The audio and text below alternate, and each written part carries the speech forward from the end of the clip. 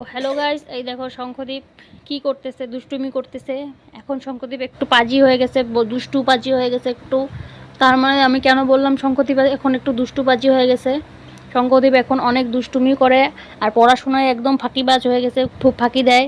ও ওকে বই প্রত্যেকে পড়াশোনা করতে মানে বললেও পড়াশোনা করে নাই। দেখো ওকে বই দিছি, স্লেট দিছি, ও পড়াশোনা করে না, লেখে না, পড়াশোনাও করে না, উল্টো আর খালি দুষ্টুমি করে, মার সাথে খালি খেলতে চায়। আর কথা হলো ও বলে স্কুলে যাবে কিন্তু মানে পড়াশোনা করবে না। তো স্কুলে যদি যায় পড়াশোনা না করলে কি হবে, পড়াশোনা তো করতেই হবে। তো ওকে এখন কে বুঝায়, ও মোটেই পড়াশোনা এখন করতে চায় না। আগেও ভালো ছিল একটু, যখন ছোট ছিল প্রায় 1-1.5 মাস থেকে একটু দুষ্টুমি শুরু হয়ে গেছে, ও একদমই পড়াশোনা করে না। দেখো এখনো কি দুষ্টুমি হচ্ছে, শোনো দেখো। তো গাইস এভাবে আর ভালো লাগে না, আপনাদের যদি জানা থাকে সন্ন্যাসের অ্যাড্রেস আমাকে জানাবেন। যে মানুষ যে একটা বাচ্চা নিয়ে কিভাবে মানে একটা 3-4টে বাচ্চা নিয়ে কিভাবে মানে এই মানুষ করে আমি বুঝি না। আমার তো একটাই একে অধৈর্য করে দিছে। আসলে হয়তো মাদের ক্ষমতা বা ধৈর্য শক্তি অনেক বেশি, তার জন্য হতে পারে। তো দেখো আবার হাম্বা বাচ্চা হয়ে গেল।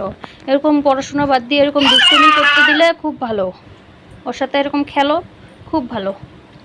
কিন্তু পড়াশোনা করতে বললে এইটা হয়, ওটা হয়, এটা হয়, কোলে নাও, এটা করো, ওটা করো, ঘুমো পাইছে, বাহানা। এখন থেকেই বাহানা শুরু পড়াশোনায়। বড় হইলে জানি না আরও কি করবে। যাই হোক, সব ভগবান ভরসা, দেখা যাক কি হবে। আগেই তো কিছু বলা যায় না কে কেমন হবে, কার বাচ্চা কেমন হবে, সেটাই আর কি। আর ছোটো বাচ্চা, ওকে তো আর বকে বা মেরে বা ওকে তো আর পড়াশোনা করাতে পারবো না। যাই হোক, আর কি করব, ধৈর্যের সীমা মানে পার হয়ে যেতেছে।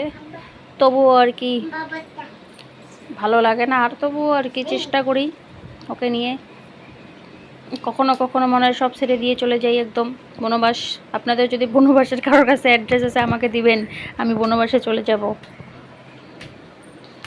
এই দেখুন, একটু আগে বই নিছি, স্লেট নিছি, একদমই পড়াশোনা করলো না, উল্টারও একদম কান্না জুটছে। এই বয়সেই মানে এত একদম নাটক করতে পারে আর কি।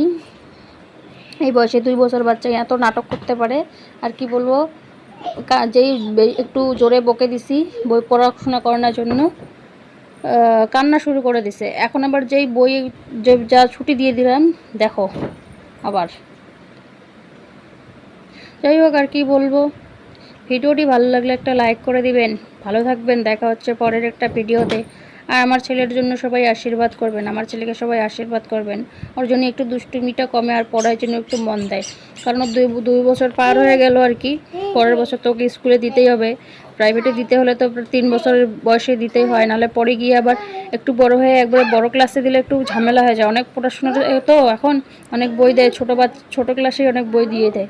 একবারই ঝামেলা মানে একবারই তো ওর বেশি প্রেশার পড়ে যাবে। তাই ভাবতেছি যে 3 বছর হবে মার্চ, এখন তো আমাদের এখানে ইন্ডিয়াতে মার্চে স্কুলে এডমিশন নেয়। তো মার্চ মাস আস্তে আস্তে ও প্রায় 3 বছর 2 মাস হয়ে যাবে। তো ভাবছি এবার মার্চে ওকে স্কুলে দেব। তো যাই হোক, আর বেশি কিছু বলবো না। দেখা হচ্ছে পরের একটা ভিডিওতে। ততক্ষণ সবাই ভালো থাকবেন, সুস্থ থাকবেন। আর আমার চ্যানেলটিতে নতুন হলে একটা সাবস্ক্রাইব করে দেবেন। ততক্ষণ ভালো থাকবেন, টাটা, বাই বাই।